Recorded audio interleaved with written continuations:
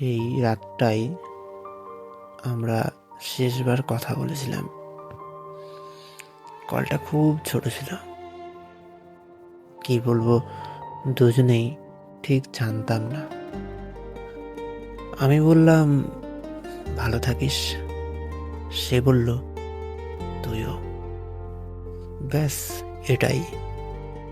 Call কেটে যাওয়ার পর আমি ফোনটা হাতে নিয়ে বসেছিলাম, আবার কল আসবে ভেবেই। আসেনি। সেদিন খুব একটা কষ্ট হয়নি, কষ্টটা হয়েছে পরে, যখন বুঝেছি কিছু সম্পর্ক ভাঙে না শুধুমাত্র ঝগড়াই, ভাঙে একদম ছোট্ট ছোট্ট কথায়। আর সবচেয়ে কষ্টের বিষয়টা হলো সেই ছোট কথাগুলোই শেষ কথা হয়ে যায়।